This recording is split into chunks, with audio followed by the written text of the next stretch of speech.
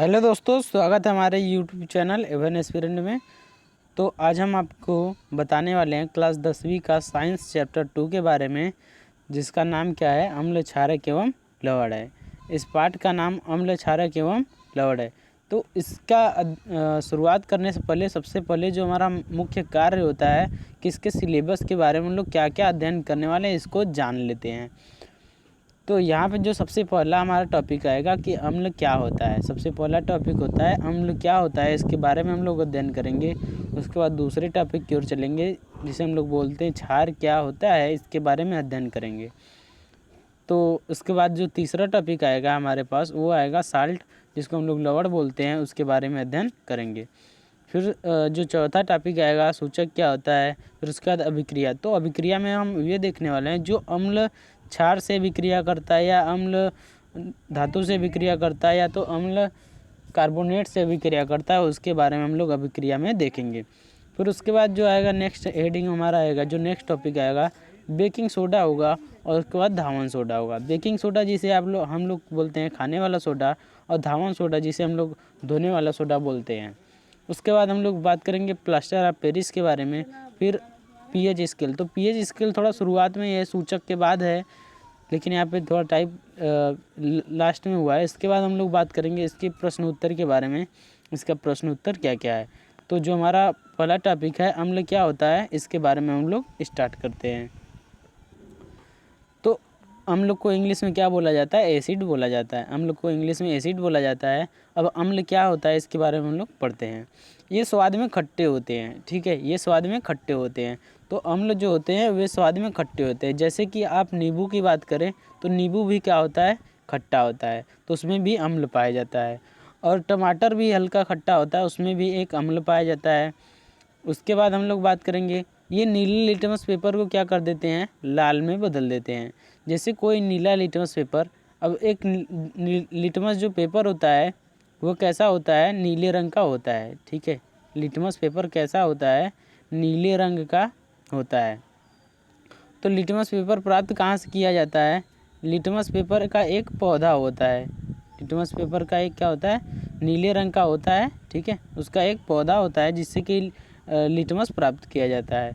अब ये जो अम्ल होता है वो क्या कर देता है, वो नीले लिटमस को क्या कर देता है, रेड में परिवर्तित कर देता है। यदि आपके पास, ठीक है, क्या है, एक पेपर है, कौन सा, नीले लिटमस पेपर है,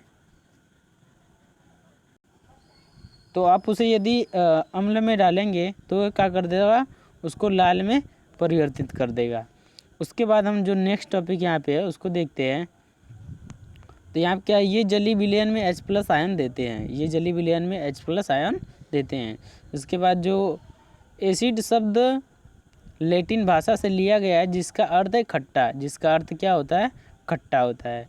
अब अम्ल जो होते हैं कई प्रकार के होते हैं। एक होता है प्रबल अम्ल। प्रबल अम्ल भी होते हैं जो तुरंत अभिक्रिया करते हैं, बहुत सांद्र होते हैं, उसको हम लोग प्रबल अम्ल बोलते हैं। तो यहाँ पे प्रबल अम्ल कौन से हो जाएंगे, HCl हो जाएगा, H2SO4 हो जाएगा, HNO3। HCl को बोला जाता है हाइड्रोक्लोरिक अम्ल, H2SO4 को बोला जाता है सांद्र सल्फ्यूरिक अम्ल, और यहाँ पे HNO3 को बोला जाता है नाइट्रिक अम्ल। उसके बाद हम लोग दुर्बल अम्ल की बात करेंगे। दुर्बल अम्ल वे होते हैं जो ज़्यादा विक्रियाशील नहीं होते हैं। तो ये दुर्बल अम्ल में कौन से आ जाएंगे, तो CH3COOH, इसको बोला जाता है एसिटिक अम्ल। उसके बाद लैक्टिक अम्ल, उसके बाद कौन, एक्जेलिक अम्ल है। फिर उसके बाद हम लोग बात करेंगे सांद्र अम्ल क्या होता है। तो सांद्र अम्ल वे होते हैं जिनमें अम्ल की मात्रा अधिक होता है जबकि जल की मात्रा क्या होता है, कम होता है। उसके बाद तनु अम्ल क्या होता है, तो तनु अम्ल अल्प मात्रा में होता है जबकि जल अधिक मात्रा में होता है। तनु अम्ल वे होते हैं जिनमें अम्ल क्या होता है, कम होता है लेकिन जल बहुत ज़्यादा होता है। तो एक बार फिर से इसको हम लोग देख लेते हैं। अम्ल क्या होते हैं, स्वाद में खट्टे होते हैं। अम्ल नीले लिटमस को क्या कर देते हैं, लाल कर देते हैं। ये जली विलयन में H+ आयन देते हैं। एसिड शब्द कहाँ से, लैटिन भाषा से लिया गया है जिसका अर्थ खट्टा होता है। फिर ये प्रबल अम्ल कौन से हो जाएंगे, जो अधिक अभिक्रियाशील होते हैं, और कौन कौन से हो जाएंगे, HCl हो जाएगा। उसके बाद कौन सा हो जाएगा, H2SO4 हो जाएगा, HNO3 हो जाएगा। HCl को हम लोग क्या बोलते हैं, हाइड्रोक्लोरिक अम्ल बोलते हैं। H2SO4 को बोलते हैं सल्फ्यूरिक अम्ल, और HNO3 को क्या बोलते हैं, नाइट्रिक अम्ल बोलते हैं। उसके बाद दुर्बल अम्ल, वे अम्ल जो ज़्यादा विक्रियाशील नहीं होते हैं। तो इसमें कौन सा आ जाएगा, CH3COOH। दुर्बल अम्ल को आप हाथ पे भी ले सकते हैं और प्रबल अम्ल को आप हाथ पे नहीं ले सकते हैं, वो जला देगा। लेकिन दुर्बल अम्ल को आप हाथ पे भी ले सकते हैं, वो उतना अभिक्रियाशील नहीं होता है। फिर उसके बाद लैक्टिक अम्ल, ऑक्जेलिक अम्ल आता है। फिर उसके बाद हम लोग बात करेंगे सांद्र अम्ल। तो सांद्र अम्ल वे होते हैं जिसमें अम्ल की मात्रा अधिक होती है लेकिन जल की मात्रा बहुत कम होता है। फिर तनु अम्ल में क्या होता है, तनु अम्ल वे होते हैं जिसमें अम्ल की मात्रा कम होता है लेकिन जल की मात्रा अधिक होती है। तो जो सांद्र अम्ल होता है वो अधिक क्रियाशील होता है और तनु अम्ल कम क्रियाशील होता है।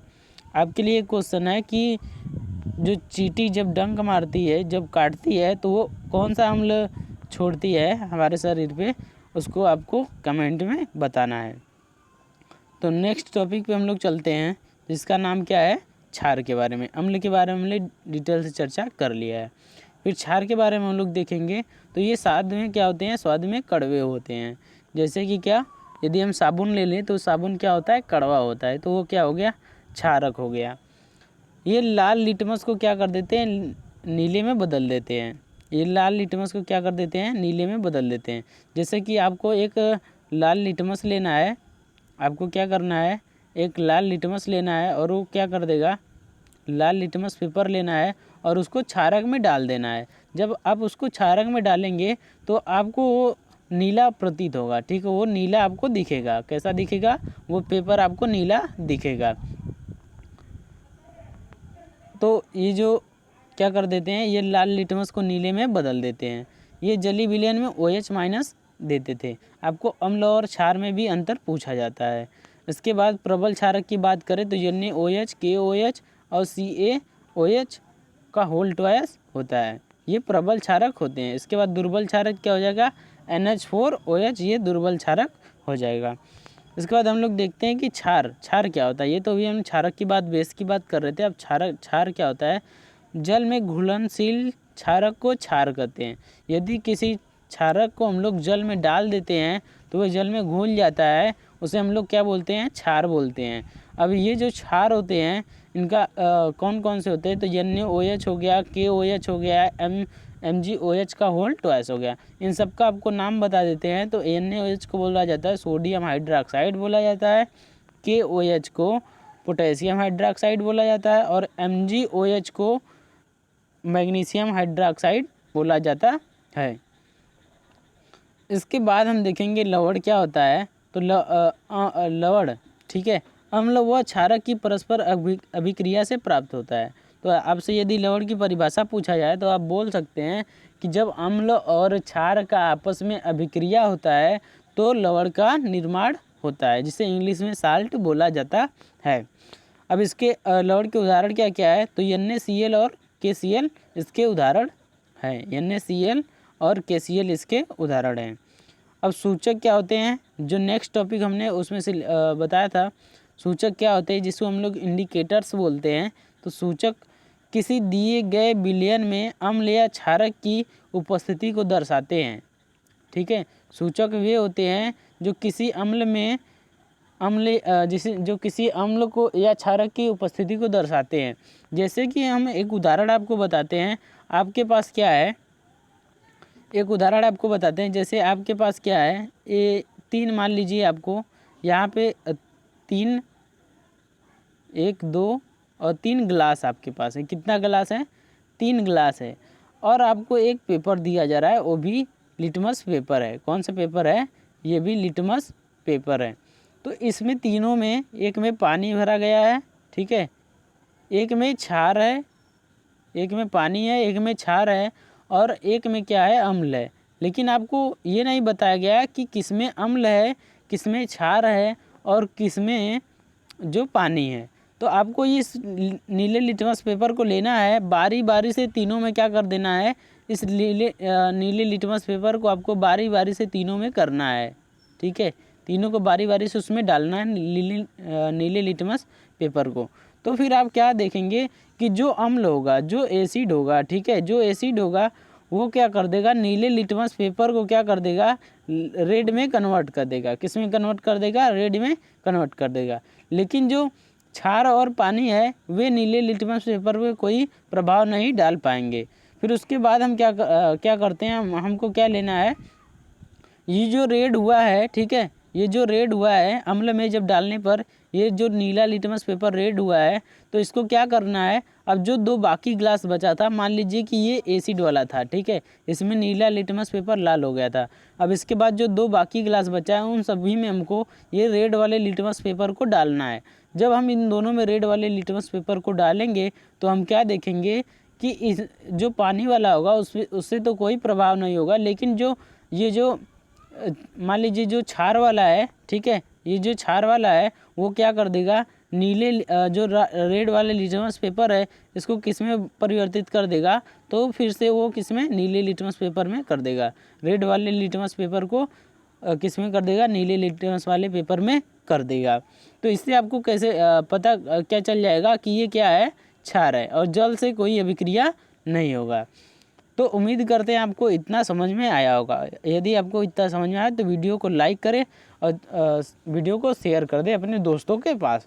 इसके बाद हम आगे बात करने वाले हैं सूचक के बारे में, डिटेल से चर्चा करते हैं सूचक के प्रकार के बारे में, ठीक है। सूचक क्या होता है इसको तो हमने बताया कि सूचक वे होते हैं जो अम्ल और क्षार की उपस्थिति को बताते हैं।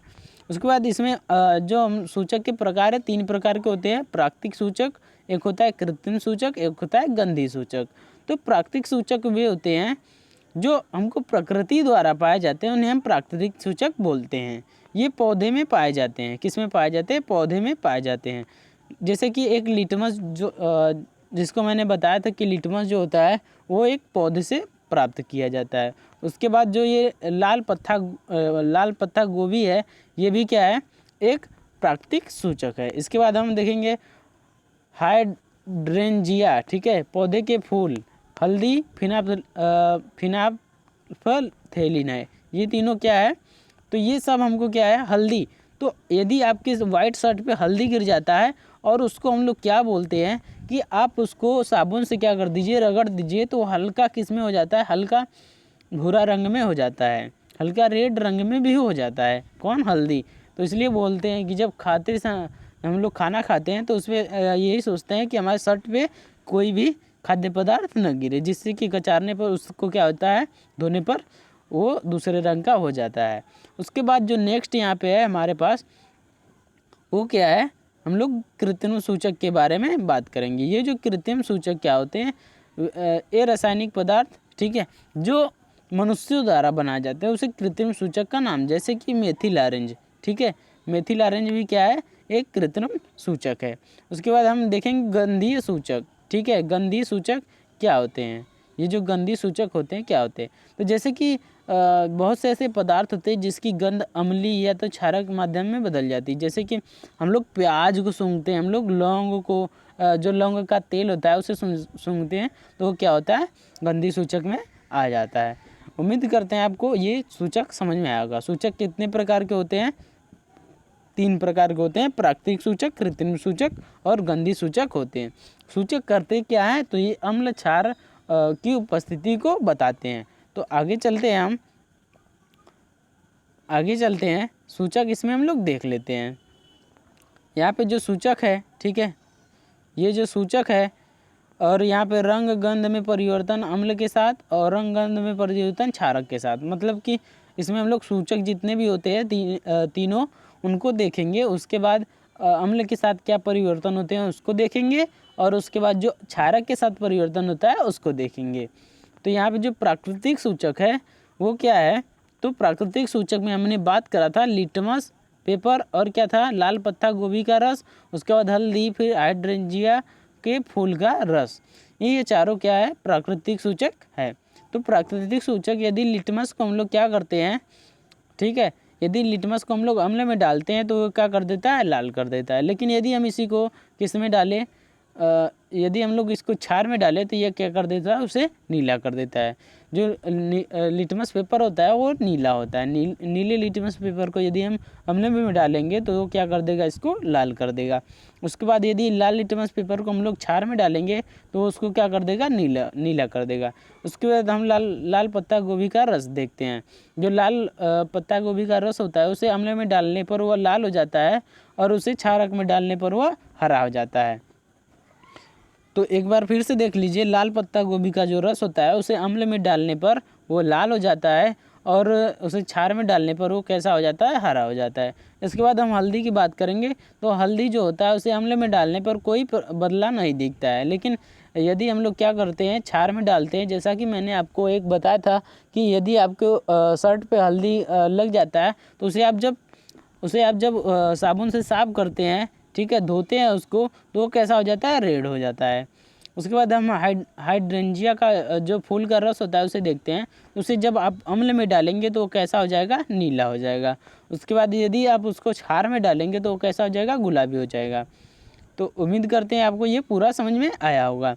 उसके बाद हम बात करते हैं कृत्रिम सूचक के बारे में। कृत्रिम सूचक कौन कौन से, तो इसमें आपको फिनाल्फथेलिन है, ये आ जाएगा कृत्रिम सूचक में, और एक है मेथिल ऑरेंज।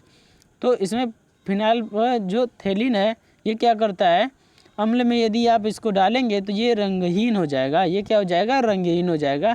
इसके बाद यदि आप उसको क्षार में डालेंगे तो ये कैसा हो जाएगा, गुलाबी हो जाएगा। इसके बाद हम मेथिल ऑरेंज की बात करते हैं। तो मेथिल ऑरेंज को जब आप अम्ल में डालेंगे तो वो कैसा हो जाएगा, लाल हो जाएगा। इसके बाद जो हम क्षार में डालेंगे इसको तो ये पीला हो जाएगा। यदि आपके कॉलेज में लैब है तो आप इसको लेकर आप देख सकते हैं। तो उम्मीद करते हैं आपको कृत्रिम सूचक भी समझ में आया होगा। इसके बाद हम गंधी सूचक के बारे में चलते हैं। तो गंधी सूचक मतलब कि जो गंध द्वारा पता चलता हो कि कौन अम्ल है, कौन क्षारक है, इस तरीके का पता चलता हो। तो प्याज का जो रस होता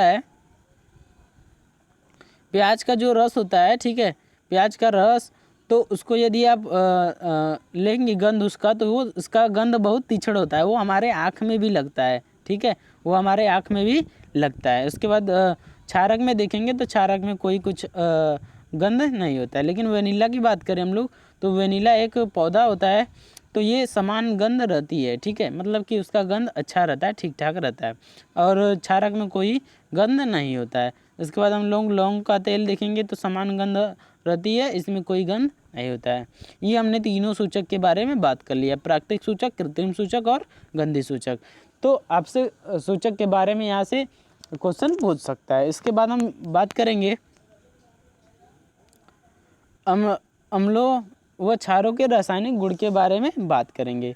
तो यदि आपको समझ में आ रहा है तो वीडियो को लाइक करें और वीडियो को शेयर करते रहें, ठीक है। तो हम लोग आगे बढ़ते हैं। नेक्स्ट टॉपिक जो हमारा है ये क्या है, अम्लों व क्षारों के रासायनिक गुण के बारे में। इन सभी का नोट्स आप धीरे धीरे बनाते चलिएगा, जो कि आपको एग्ज़ाम में बहुत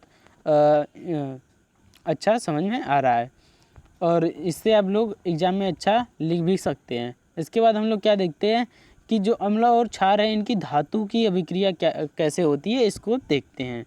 तो अम्ल के साथ यहाँ पे है, अम्ल के साथ अभिक्रिया, और यहाँ पे क्षारक के साथ अभिक्रिया है।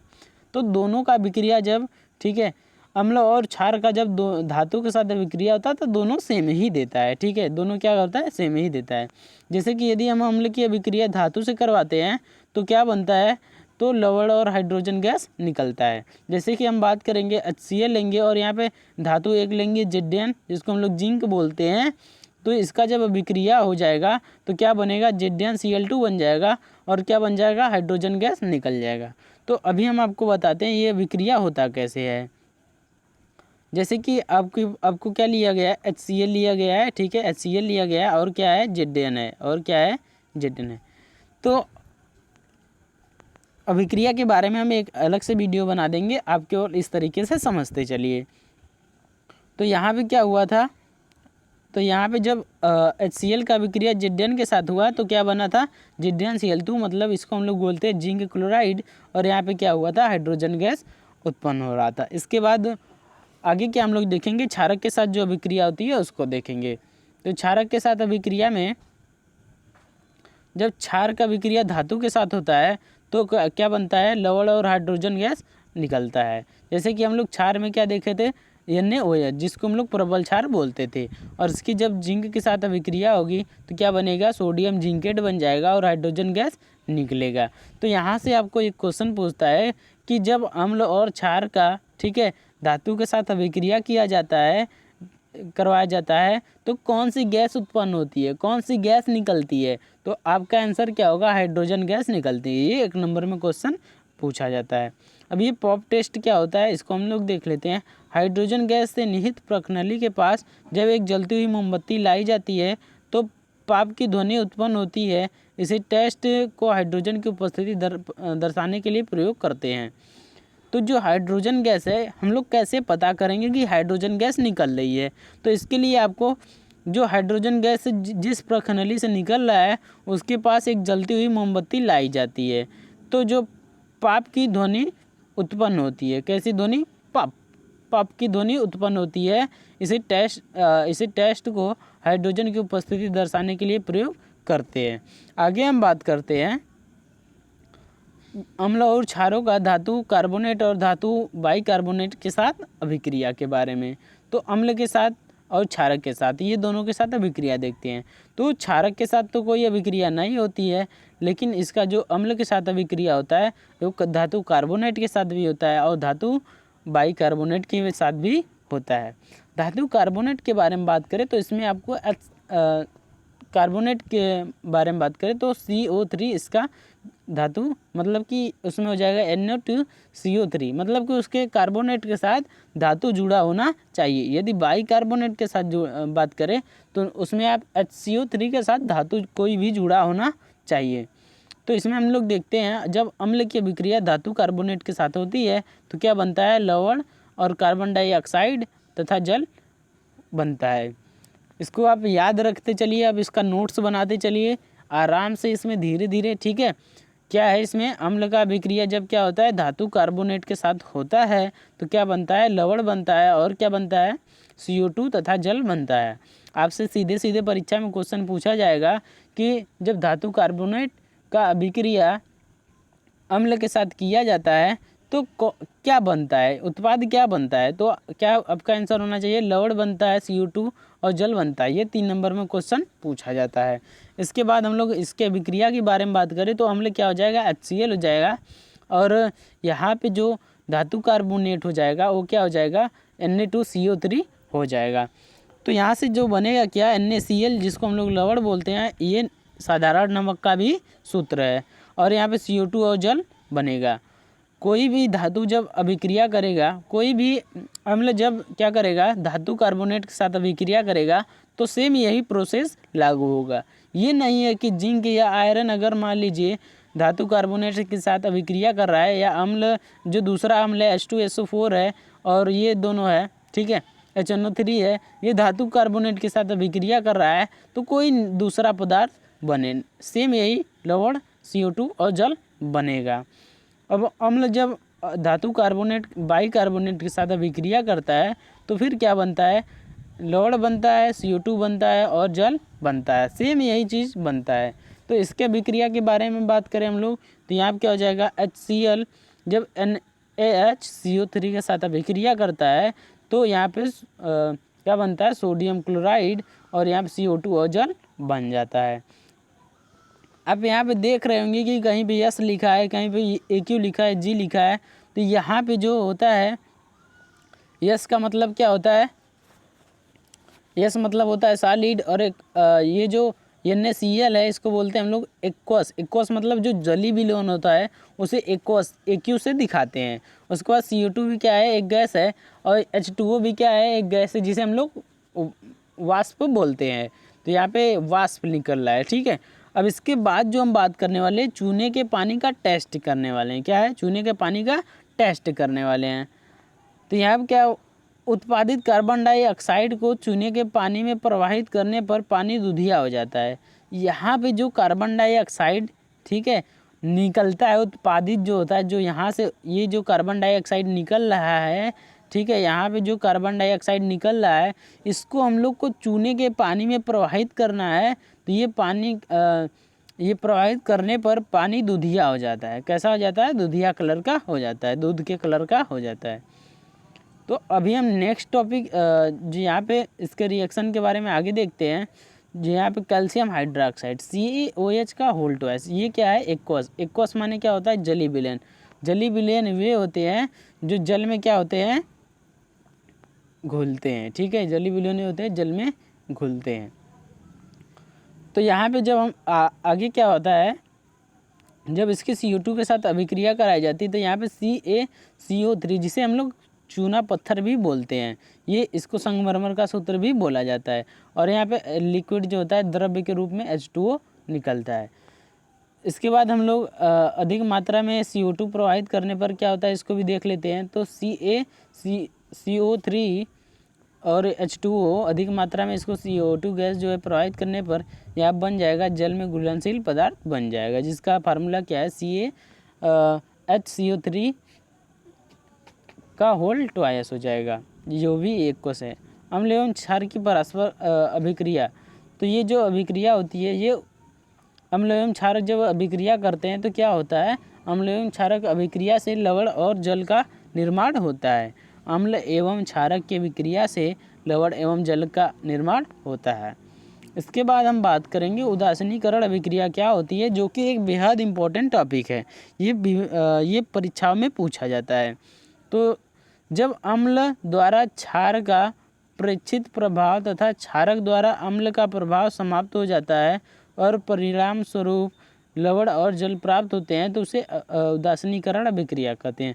यदि हम इसे सिंपल भाषा में बोले तो जब अम्ल और क्षारक का अभिक्रिया होता है तो लवण और जल का निर्माण होता है, जिसे हम लोग उदासीनीकरण अभिक्रिया बोलते हैं। अब इस परिभाषा को अपने नोट्स में लिख सकते हैं। जब अम्ल और क्षारक का अभिक्रिया किससे होता है? अम्ल और क्षारक का अभिक्रिया आपस में होता है तो परिणाम स्वरूप क्या बनता है? लवण और जल बनता है, जिसे हम लोग क्या बोलते हैं? उदासीनीकरण अभिक्रिया बोलते हैं। जैसे इसके उदाहरण के बारे में बात कर ले तो यहाँ पे NaOH क्या है? एक क्षार है। और HCl क्या है? एक अम्ल है। NaOH क्षार है और यहाँ पे HCl क्या है? एक अम्ल है। तो यहाँ पे जब अभिक्रिया होगा तो NaCl एक साल्ट बन जाएगा, लवण बन जाएगा, और H2O यहाँ पे लिक्विड जल बन जाएगा। तो ये जो NaCl होता है, हमने आपको बताया था, ये किसका फार्मूला है? साधारण नमक का फार्मूला है। अब यहाँ पे हम कुछ देख लेते हैं। जब यहाँ पे प्रबल अम्ल और दुर्बल क्षारक का अभिक्रिया होगा, प्रबल अम्ल की यदि हम बात करें तो यहाँ पे क्या हो जाएगा? HCl हो जाएगा, H2SO4 हो जाएगा, HNO3 हो जाएगा। यदि दुर्बल क्षार की बात करें तो इसमें दुर्बल क्षार क्या हो जाएगा? तो इससे जब अभिक्रिया होगा तो यहाँ पे अम्लीय लवण और क्या बनेगा? जल बनेगा। लेकिन यदि हम दुर्बल अम्ल और प्रबल क्षारक की बात करें तो यहाँ पे क्या बन जाएगा? क्षारीय लवण और जल बन जाएगा। फिर प्रबल अम्ल और प्रबल क्षारक की बात करेंगे तो ये दोनों मिलके क्या बनेगा? उदासीन लवण तथा जल बन जाएगा। फिर दुर्बल अम्ल और दुर्बल क्षारक की बात करेंगे तो उदासीन लवण और जल बन जाएगा। तो आप यहाँ पे देख सकते हैं, यहाँ पे दो अभिक्रिया सेम है और इधर दो अभिक्रिया दोनों अलग अलग है। इसके बाद हम बात करने वाले हैं अम्लों के साथ धात्विक ऑक्साइड जो होते हैं उसकी अभिक्रिया की बात करते हैं। अब धात्विक ऑक्साइड क्या होते हैं? तो ऐसे तत्व जो जिनकी अभिक्रिया ऑक्सीजन के साथ हो। जैसे कि यदि हम बात करें, जैसे कि ये Zn है, ठीक है, तो ये Zn एक धातु है। यदि हम इसके साथ ऑक्सीजन जोड़ देंगे तो इसको हम लोग क्या बोल देंगे? ये धातु ऑक्साइड हो जाएगा। यदि हम यहाँ पे कॉपर ले लेते हैं तो कॉपर एक क्या है? धातु है। इसके साथ यदि हम ऑक्सीजन जोड़ देते हैं तो ये क्या हो जाएगा? धात्विक ऑक्साइड हो जाएगा। तो इसी के साथ हम लोग को अम्ल के साथ अभिक्रिया देखना है। तो इसको हम लोग देखते हैं कि इस अभिक्रिया में क्या होता है।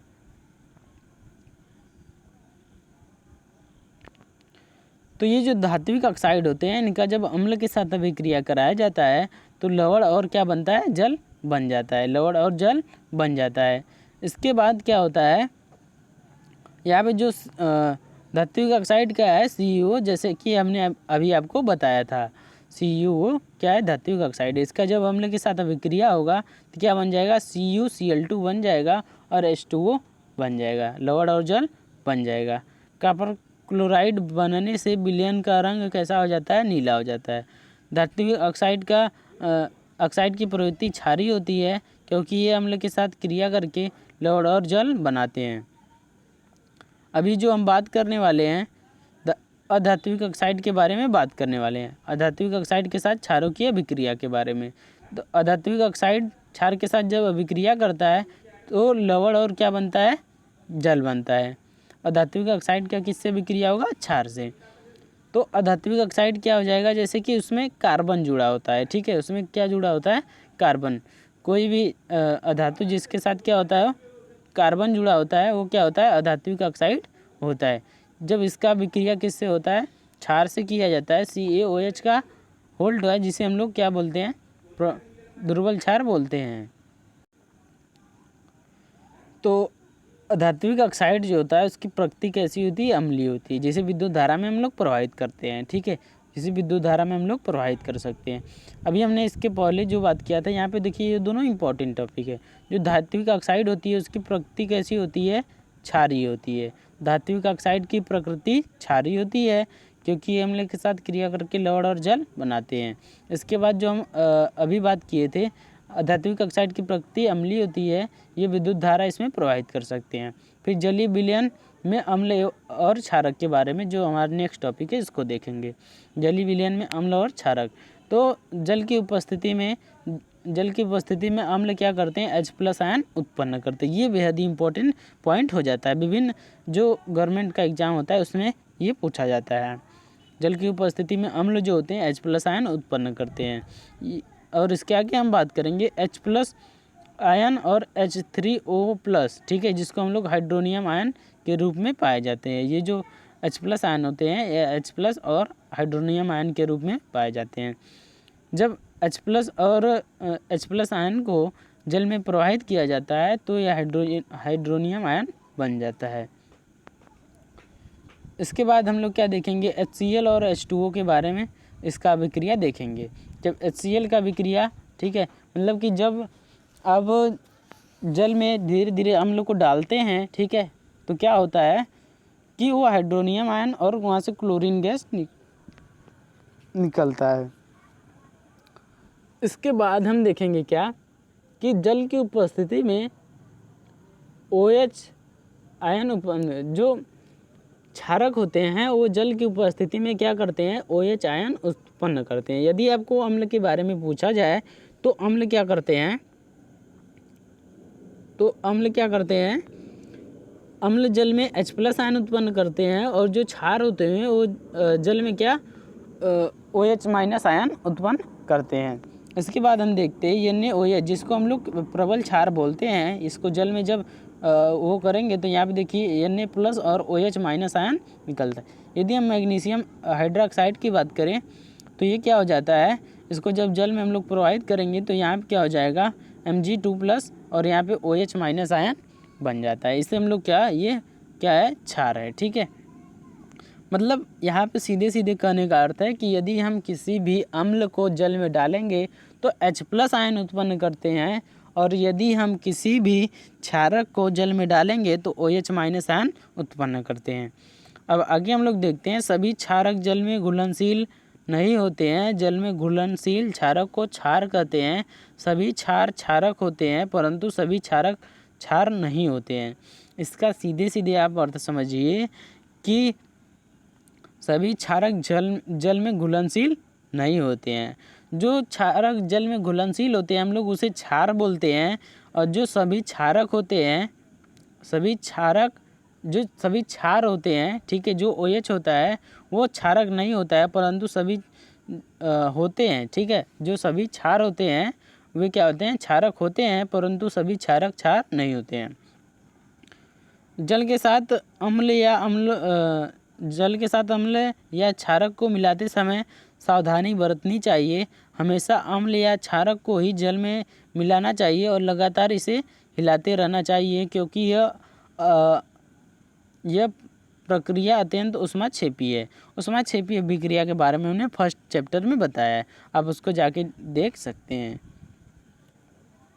तो यहाँ पे हम देख सकते हैं कि जो ये अम्ल है इसमें जल जब मिलाया जाता है तो इसको क्या बताया जाता है, गलत है, मतलब इससे आपको दुर्घटना भी हो सकता है। लेकिन यदि हम बात करें कि आपको यहाँ पे जल दिया गया है, ठीक है, जल, और इस जल को आपको किस में, अब जल में आपको धीरे धीरे अम्ल को मिलाना है और क्या करना है, इसको हिलाते रहना है। तो ये सही प्रोसेस है, इससे आपको कोई नुकसान नहीं होगा। इसके बाद हम देखते हैं सांद्र अम्ल में जल मिलाने पर उत्पन्न हुई ऊष्मा के कारण मिश्रित जो मिश्रण है, जो सांद्र जल में यदि हम क्या करते हैं, सांद्र अम्ल में जल मिलाने पर उत्पन्न हुई ऊष्मा के कारण मिश्रण अस्फलित होकर बाहर आ सकता है तथा आप जल सकते हैं। साथ ही अत्यधिक स्थानीय ताप के कारण कांच का पात्र भी क्या हो सकता है, टूट सकता है। अब जल को जब अम्ल में डालते हैं तो फिर क्या होता है, जल को जब अम्ल में डालते हैं तो क्या होता है, मिश्रण अस्फलित होकर बाहर आ सकता है, ठीक है, जो मतलब कि अम्ल जो होता है वो बाहर आ सकता है और आपका हाथ भी जल सकता है। और इसमें एक चीज़ और हो सकता है, स्थानीय ताप के कारण कांच का पात्र क्या हो जाए, टूट जाए। जब पात्र टूट जाता है अम्ल बाहर गिर जाएगा और आपका हाथ जल सकता है। अब इसमें हम थोड़ा सा और आगे बात करते हैं। तो यहाँ पे क्या है, अम्ल की अभिक्रियाएँ, मतलब अम्ल किसके साथ कैसा अभिक्रिया करके क्या बनाता है। तो अम्ल का जब धातु के साथ अभिक्रिया होता है तो हमने आपको बताया था कि क्या बनता है, लवण और जल, लवण और हाइड्रोजन गैस निकलता है। क्या बनता है, जब धातु का अम्ल के साथ अभिक्रिया होता है तो लवण और हाइड्रोजन गैस निकलता है। इसके बाद हम बात करेंगे धात्विक ऑक्साइड के साथ जब अभिक्रिया होता है तो ये क्या होता है, लवण और जल इसमें भी बनता है धात्विक ऑक्साइड। धात्विक ऑक्साइड हमने आपको बताया था कि जब धातु के साथ क्या मिल जाए, ऑक्सीजन मिल जाए तो उसे धात्विक ऑक्साइड बोला जाता है। उसके बाद हम बात करेंगे धातु बाइकार्बोनेट के साथ अभिक्रिया। तो धातु बाइकार्बोनेट और धातु कार्बोनेट के साथ दोनों के साथ सेम अभिक्रिया होता है। जो जब धातु बाइकार्बोनेट के साथ अभिक्रिया होगा तो लवण जल और CO2 बनेगा, और धातु कार्बोनेट के साथ भी अभिक्रिया होगा तो लवण CO2 और जल बन जाएगा। इसके बाद क्षार के बाद क्षार से अभिक्रिया देखेंगे तो क्या बन जाएगा, लवण और जल बन जाएगा। और इस बनने की इस अभिक्रिया को जब अम्ल क्षार के साथ अभिक्रिया करता है तो लवण और जल जब बनता है तो इस अभिक्रिया क्या बोलते हैं, उदासीनीकरण अभिक्रिया बोलते हैं। उम्मीद करते हैं आपको इतना समझ में होगा। तो चलते हैं हम लोग आगे। तो इसमें क्या देखते हैं हम लोग, जो धातु के साथ अभिक्रिया, जो क्षारक है इसकी धातु के साथ अभिक्रिया को देखते हैं। तो जब जो क्षारक होता है वो धातु के साथ अभिक्रिया करता है तो लवण और हाइड्रोजन गैस बनता है, जैसा कि अम्ल के साथ भी बनता था। और अधात्विक ऑक्साइड के साथ भी देखेंगे तो इसमें भी वही सेम चीज़ बन जाता है। और ये धातु बाइकार्बोनेट के साथ कोई अभिक्रिया नहीं करता है और धातु कार्बोनेट के साथ भी कोई अभिक्रिया नहीं करता है। और जब क्षारक अम्ल के साथ अभिक्रिया करते हैं तो सेम प्रोसेस वही अम्ल वाला ही रहेगा, लवण और जल बनेगा। और इस प्रोसेस को क्या बोलते हैं, उदासीनीकरण रिएक्शन बोलते हैं, ठीक है, अभिक्रिया बोलते हैं। तो ये भी आपको समझ में आया होगा। अम्ल व क्षारकों में समानताएं, ठीक है, तो यहाँ पे हम लोग देख लेते हैं। सभी अम्ल H+ आयन उत्पन्न करते हैं और क्षारक OH आयन उत्पन्न करते हैं। इन दोनों को जब जल में प्रवाहित किया जाता है तो अम्ल H+ आयन उत्पन्न करते हैं और क्षारक क्या OH- आयन उत्पन्न करते हैं। जब कोई अम्ल या क्षारक जल में मिलाया जाता है तो ये तनुकृत होकर जल में मिलाने पर आयन H3O+ अम्ल जो होता है उसका आयन की सांद्रता H3O+ होता है। और जो क्षार की जो सांद्रता होती है OH- प्रति इकाई आयतन में कमी हो जाती है। क्षार तथा अम्ल की प्रबलता के बारे में हम बात करेंगे। किसी क्षार या अम्ल की प्रबलता उसके द्वारा उत्पन्न H+ आयन और OH आयनों की संख्या पर निर्भर करती है। जो इसकी जो प्रबलता होती है ये किस पे निर्भर करती है, H+ आयन और OH- की आयनों की संख्या पर निर्भर करती है। किसी अम्ल या क्षारक की प्रबलता हम एक सार्वभौमिक सूचक द्वारा ज्ञात कर सकते हैं। सार्वभौमिक सूचक अनेक सूचकों का मिश्रण होता है। यह सूचक किसी विलयन में हाइड्रोजन की सांद्रता की विभिन्न रंगों को प्रदर्शित करता है, ठीक है। आगे हम बात करते हैं pH स्केल के बारे में। यहाँ से इम्पोर्टेंट क्वेश्चन आता है। किसी विलयन में उपस्थित H+ आयन की सांद्रता ज्ञात करने के लिए एक स्केल विकसित किया गया है जिसे हम लोग pH स्केल बोलते हैं। आपसे पूछा जाएगा pH स्केल क्या होता है। तो किसी विलयन में उपस्थित H+ आयन की सांद्रता को ज्ञात करने के लिए एक स्केल विकसित किया गया है जिसे हम लोग pH स्केल कहते हैं। pH स्केल में P है जो कि पुषांश, ठीक है, पुसांस जो कि एक जर्मन शब्द है जिसका अर्थ होता है शक्ति अगर, क्या ना इसका अर्थ होता है शक्ति अगर। ये पीएच जो होता है इसका पी पुसांस जो एक जर्मन शब्द है जिसका अर्थ होता है शक्ति अगर। पीएच अगर 7 रहेगा, पीएच यदि 7 रहेगा तो वो उदासीन विलयन होगा। यदि 7 से क्या होगा ज़्यादा होगा तो वो 7 से कम होगा तो वो क्या होगा अम्लीय विलयन होगा। यदि मान लीजिए कि वो पीएच जो है 7 से ज़्यादा होगा तो उसे हम लोग क्या बोलेंगे क्षारीय बोलेंगे। यह स्केल जो है 0 से 14 तक पीएच ज्ञात करने के लिए उपयोग में लाया जाता है।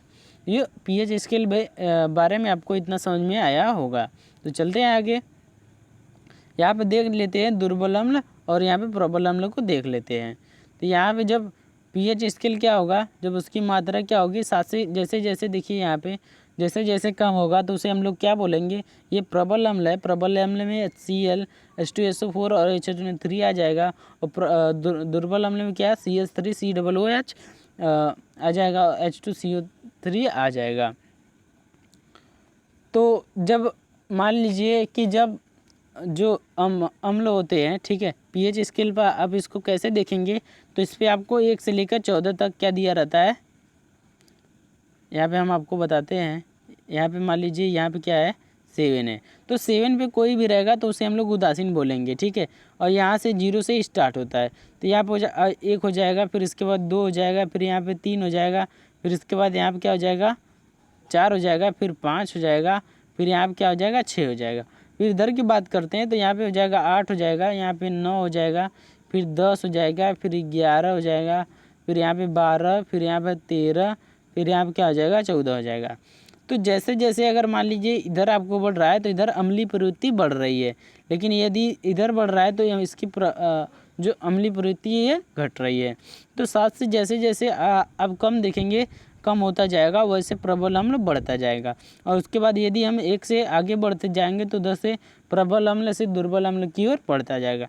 इसी तरीके से यदि हम 8 से यदि हम इधर चलते हैं तो इधर से प्रबल क्षार होता है, लेकिन यदि हम इधर से क्या चले इधर, तो इधर क्या होता है, इधर प्रबल दुर्बल क्षार होता है। तो इतना आपको समझ में आया होगा। जैसे कि आप देख सकते हैं बढ़ती हुई अम्लीय प्रवृत्ति को इधर दिखाया गया है और बढ़ती हुई क्षारक प्रवृत्ति को इधर से दिखाया गया है। मतलब इधर जब बढ़ेगा तो बढ़ती हुई क्षारक प्रवृत्ति होगी, लेकिन यदि हम इधर इसकी बात करें तो इधर बढ़ती हुई अम्लीय प्रवृत्ति होगी। तो इसके बाद हम बात करेंगे जो बीच में होता है 7 पे, वो क्या होता है उदासीन। जैसे कि जल जो होता है वो क्या होता है उदासीन होता है। इधर यदि हम बढ़ेंगे तो H+ आयन की सांद्रता में वृद्धि होगी, और यदि हम इधर बढ़ेंगे तो H+ आयन की सांद्रता में क्या होगी कमी होगी।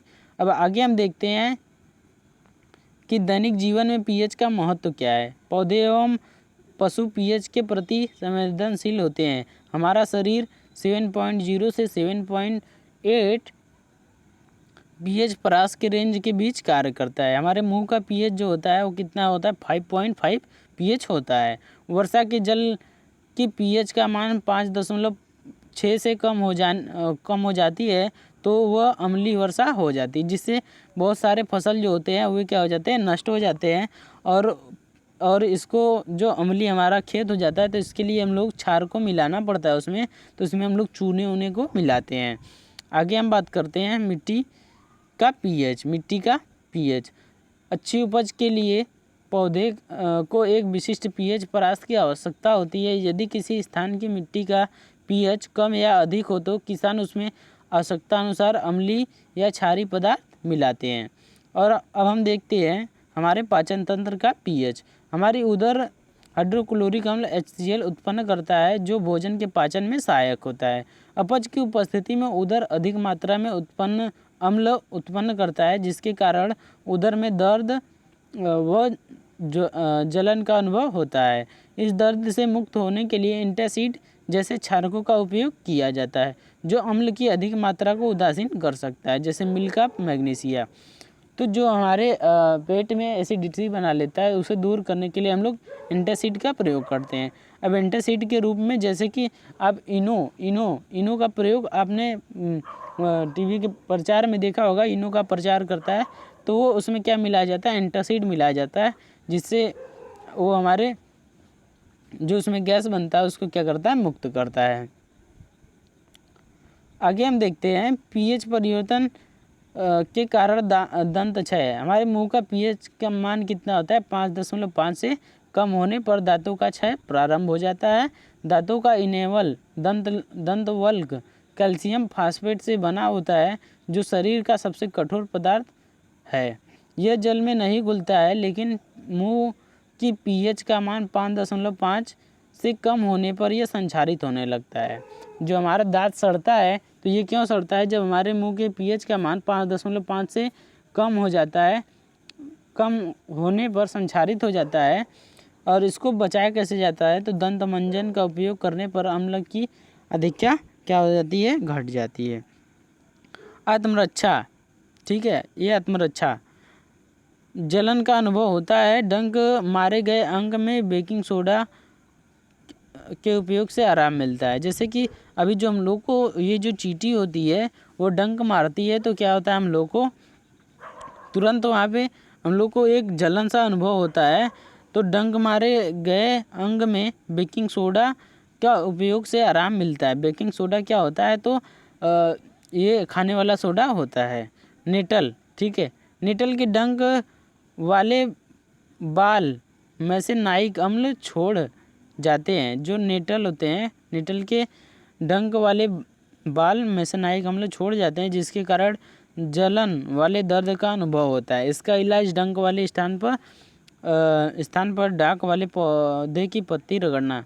डाक वाला जो पत्ता होता है, आप लोगों ने नहीं देखा होगा, तो उस पत्ते को रगड़ा जाता है। जो गांव के लोग होते हैं उसको जानते हैं। इसके बाद हम बात करेंगे लवण के बारे में। तो लवण का पीएच, प्रबल अम्ल और जो प्रबल क्षारक होते हैं उदासीन लवण का निर्माण करते हैं, जिसका पीएच 7 होता है। और प्रबल अम्ल और दुर्बल क्षारक मिलकर अम्लीय लवण का निर्माण करते हैं, जिसका पीएच जो होता है वो 7 से कम होता है। इसके बाद हम बात करेंगे प्रबल क्षारक और दुर्बल अम्ल के बारे में। तो ये क्या होता है, जो क्षारकीय लवण होता है वो क्या होता है, 7 से ज़्यादा होता है। अब साधारण नमक से रसायन, सोडियम हाइड्रोक्साइड जिसको हम लोग NaOH बोलते हैं, विरंजक चूड़ जिसे हम COCl2 बोलते हैं, बेकिंग सोडा जिसे हम NaHCO3 बोलते हैं, और धावन सोडा जिसे हम लोग Na2CO3 × 10H2O बोलते हैं, प्लास्टर ऑफ पेरिस जिसे हम लोग CSO4 × हाफ H2O बोलते हैं। इसके बाद हम लोग बात करते हैं किसका, सोडियम हाइड्रोक्साइड के बारे में। सोडियम हाइड्रोक्साइड क्या होता है? सोडियम क्लोराइड के जलीय विलयन लवण जल से विद्युत प्रवाहित करने पर यह वियोजित होकर सोडियम हाइड्रोक्साइड उत्पन्न करता है। इस प्रक्रिया को क्लोरक्षार प्रक्रम बोलते हैं। ये इंपॉर्टेंट क्वेश्चन यहाँ से बनता है कि क्लोरक्षार प्रक्रम क्या होता है। सोडियम क्लोराइड को जब जलीय विलयन में लवण जल से जब विद्युत प्रवाहित करने पर यह वियोजित होकर सोडियम हाइड्रोक्साइड का क्या करता है, उत्पन्न करता है। इस प्रक्रिया को क्लोरक्षार प्रक्रम बोलते हैं। तो ज़्यादा लंबा वीडियो हो रहा है, इसको जल्दी जल्दी थोड़ा समाप्त करते हैं। तो इसके आगे क्या हो जाएगा, NaCl + H2O, तो यहाँ बनेगा क्या, NaOH और Cl2 और हाइड्रोजन गैस यहाँ पे बन जाएगा। जो एनोड है यहाँ पर क्लोरीन गैस निकलेगा और कैथोड पर हाइड्रोजन गैस निकलेगा। कैथोड के पास NaOH का विलयन बनता है।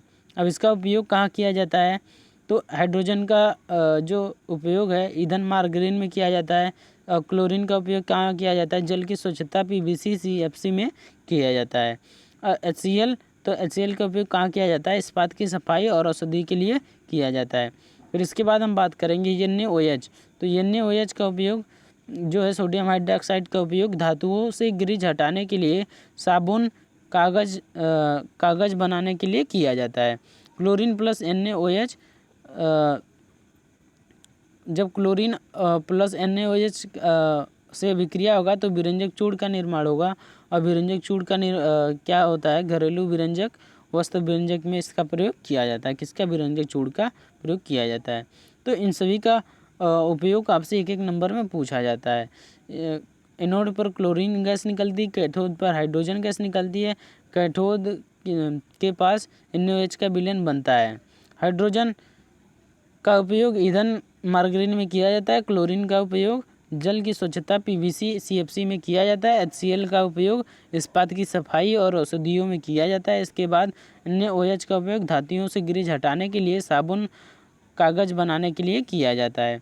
इसके बाद हम बात करेंगे क्लोरीन की जब अभिक्रिया NaOH के साथ होती है तो ये विरंजक चूड़ बनता है और इसका घरेलू विरंजक, वस्त्र विरंजक में इसका प्रयोग किया जाता है। तो आगे बात करते हैं हम लोग विरंजक चूड़ के बारे में। सबसे पहला जो हमारा टॉपिक था वो क्या था, सोडियम हाइड्रोक्साइड था। इसके बाद हम इसमें देखते हैं शुष्क बुझे हुए चूने। ठीक है, शुष्क बुझे हुए चूने जिसे हम लोग क्या बोलते हैं, CaOH का होल्ट, जिसे हम लोग कैल्शियम हाइड्रोक्साइड बोलते हैं। पर क्लोरीन की क्रिया से विरंजक चूड़ का निर्माण होता है। इसके क्लोरीन की अभिक्रिया से विरंजक चूड़ का निर्माण होता है। जैसे कि हम लोग यहाँ पे कैल्शियम हाइड्रोक्साइड का अभिक्रिया क्लोरीन गैस से करवाते हैं तो CaOCl2 बनता है, जिसे हम लोग क्या बोलते हैं कि ये विरंजक चूड़ का फार्मूला है। तो आपसे एक नंबर में पूछ सकता है कि विरंजक चूड़ का फार्मूला क्या होता है, तो CaOCl2 और यहाँ पे H2O गैस H2O निकलता है। उसके बाद हम लोग क्या देखते हैं, इसका उपयोग कहाँ पर किया जाता है। तो इसका उपयोग जो फर्स्ट वाला है, वस्त्र उद्योग में सूती व लिनेन के विरंजन के लिए किया जाता है। फिर दूसरा का जो है कागज़ की फैक्ट्री में लकड़ी के मज्जा के विरंजन में के लिए किया जाता है। रासायनिक उद्योगों में एक उपचायक के रूप में किया जाता है। पीने वाले जल को जीवाणुओं से मुक्त करने के लिए रोगाणुनाशक के रूप में भी किया जाता है इसका प्रयोग। तो विरंजक चूड़ कैसे बनता है और इसका उपयोग दोनों पूछ सकता है, वो भी 3 नंबर वाले क्वेश्चन में। तो आप इसको ध्यान से नोट्स बनाइए और उसको याद कर लीजिए। अब इसके बाद हम बात करते हैं किसके, बेकिंग सोडा के बारे में। तो बेकिंग सोडा के बारे में हम लोग बात करते हैं। तो यहाँ पे जब NaCl, जिसको हम लोग सोडियम क्लोराइड के साथ जब H2O और CO2, उसके बाद NH3, इनका जब अभिक्रिया होगा तो बनेगा अमोनियम क्लोराइड। और यहाँ पे बेकिंग सोडा, जिसको हम लोग NaHCO3 और यहाँ पे क्या बनेगा NaHCO3, ये एक दुर्बल असंचारक क्षारक है। ठीक है, ये एक दुर्बल असंचारक क्षारक है। खाना पकाते समय गर्म करने पर इसमें निम्न अभिक्रिया होती है। तो जब ये जो बनता है तो इसमें जो होता है खाना, जब इसको हम लोग खाना पकाते समय इसकी जब अभिक्रिया होती है तो ये बनता है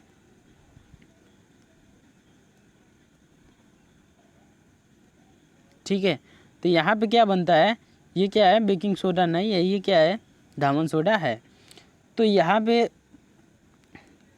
पे जो NaHCO3, जिसको हम लोग सोडियम हाइड्रोजन कार्बोनेट बोलते हैं, ये जब इसको गर्म किया जाता है तो क्या बनता है, बेकिंग सोडा बनता है और H2O बनता है और CO2 बनता है। इसके बाद हम इसका उपयोग देख लेते हैं। तो इसका उपयोग में क्या है, बेकिंग पाउडर बनाने में, जैसा कि हमने अभी इसको यहाँ पे बेकिंग पाउडर बनाया है। और बेकिंग सोडा प्लस टार्टरिक अम्ल, इस अभिक्रिया से उत्पन्न CO2 के कारण पावरोटी या केक में खमीर उठ जाता है तथा इससे यह मुलायम एवं स्पंजी हो जाते हैं। जो इससे CO2 होता है जो उत्पन्न होता है, इसके कारण जो होता है पावरोटी और जो केक होता है ये मतलब फूल जाता है। जिसको खमीर उठ जाता है यहाँ पे लिखा है, इसका अर्थ है फूल जाता है, इससे यह मुलायम एवं स्पंजी हो जाता है। यह एंटासिड का एक संघटक है। इसका उपयोग सोडा अम्ल अग्निशामक में भी किया जाता है। जो अग्निशामक जिससे आग बुझाया जाता है, इसका उपयोग उसमें भी किया जाता है। अब हम बात करेंगे धोने वाले सोडा के बारे में, जिसका फार्मूला है Na2CO3 × 10H2O। सोडियम कार्बोनेट के पुनः क्रिस्टलीकरण से धोने वाले सोडा का प्राप्त होता है। जब सोडियम कार्बोनेट को धोने वाले सोडा से प्राप्त किया जाता है, ये एक क्षारकीय लवण है। तो यहाँ पे जब Na2CO3 लेंगे हम लोग और इसका जब जल से अभिक्रिया करवाएंगे, जब जल में प्रवाहित करेंगे तो यहाँ पे क्या होगा, Na2CO3 × 10H2O हो जाएगा। इसका उपयोग कहाँ किया जाता है, तो इसका उपयोग कांच, साबुन एवं कागज उद्योग में होता है। इसका उपयोग बोरेक्स के उत्पादन में होता है और इसका उपयोग घरों की साफ सफाई के लिए होता है। जल की स्थायी कठोरता को हटाने के लिए इसका उपयोग किया जाता है। तो आप इसका 3-4 उपयोग याद कर सकते हैं। इसका उपयोग कांच, साबुन एवं कागज उद्योग में होता है। इसका उपयोग बोरेक्स के उत्पादन में होता है। इसका उपयोग घरों में साफ सफाई के लिए किया जाता है। जल की स्थायी कठोरता को हटाने के लिए भी इसका उपयोग किया जाता है। अब हम आगे चलते हैं। प्लास्टर ऑफ पेरिस जो कि एक इम्पॉर्टेंट टॉपिक में आता है। प्लास्टर ऑफ पेरिस का फार्मूला क्या होता है? CaSO4 × 12H2O होता है। तो जिप्सम, ठीक है, जिप्सम को जब 373 केल्विन पर गर्म करने पर यह जल के अणुओं को त्याग कर कैल्शियम सल्फेट और हेमीहाइड्रेट अर्धहाइड्रेट POP बनाता है। यह सफ़ेद चूर्ण है जो जल में मिलाने पर यह पूरा जिप्सम बनकर ठोस प्रदान करता है। जैसे कि हम बात करेंगे CaSO4 × 12H2O के बारे में, तो इसका विक्रिया जब हम लोग जल में जब इसका क्या होता है, क्रिस्टलीकृत होता है, तो ये जल के अणुओं को त्याग करके, ठीक है, जल के अणुओं को त्याग करके जिप्सम पदार्थ बना लेता है। तो जिप्सम क्या होता है? एक ठोस पदार्थ होता है। इसका फार्मूला क्या होता है? CaSO4 × 2H2O इसका फार्मूला होता है। अब इसका उपयोग कहाँ किया जाता है? तो प्लास्टर ऑफ पेरिस का उपयोग डॉक्टर टूटी हुई हड्डियों को सही जगह पर स्थिर रखने के लिए करते हैं। प्लास्टर ऑफ पेरिस का उपयोग जब हड्डियां टूट जाती हैं तो इस हड्डियों को जब डॉक्टर जोड़ता है तो उसका उपयोग वहाँ पे किया जाता है। इसका उपयोग खिलौने बनाने में किया जाता है, सजावट का सामान बनाने के लिए किया जाता है।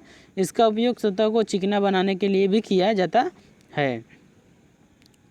क्रिस्टलन का जल, लवण के एक सूत्र इकाई में जल के निश्चित अणुओं की संख्या को क्रिस्टलन जल कहते हैं। उदाहरण इसका देख लेते हैं। तो CaSO4 × जो 5H2O है, इसमें क्रिस्टलन जल के अणु जो है 5 अणु हैं। जो जल में आगे जो होता है जैसे 10H2O, 2H2O, 5H2O, तो ये क्रिस्टलन जल होता है। तो यहाँ पे क्रिस्टलन जल के जो अणु हैं यहाँ पे 10 है और यहाँ पे कितना है? 2 है।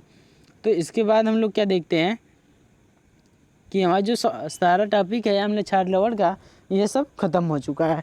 तो हमने इसमें जितने भी टॉपिक के बारे में बात किया है, उम्मीद करते हैं आपको समझ में आया होगा। तो यदि आपको समझ में आया तो वीडियो को अपने दोस्तों के पास शेयर करें और वीडियो को लाइक करें, चैनल को सब्सक्राइब करें और ज़्यादा वीडियो पाने के लिए। तो अभी हम नेक्स्ट टॉपिक पे वीडियो बनाएंगे। तो इसमें हमने क्या क्या अध्ययन कर लिया है। इसमें हमने अम्ल और क्षार क्या होता है इसको देख लिया। क्षार क्या होता है, साल्ट क्या होता है, लवण क्या होता है, सूचक क्या होता है, अभिक्रिया भी देख लिया हमने, बेकिंग सोडा, धामन soda, plaster of Paris, pH scale. इसके जो प्रश्न उत्तर के बारे में इसका हमने एक अलग से वीडियो बनाएंगे। और इसमें अगर वीडियो बनता है तो बहुत ज़्यादा लंबा हो जाएगा, ठीक है, 60 मिनट का होने वाला है। तो उम्मीद करते हैं आपको वीडियो अच्छा लगा होगा। वीडियो अच्छा लगे तो वीडियो को लाइक, शेयर और चैनल को सब्सक्राइब करना ना भूलें। कमेंट करके लिख बताएं कि वीडियो कैसा लगा। Thank you so much. मिलते हैं नेक्स्ट वीडियो में, तब तक के लिए टाटा बाय बाय।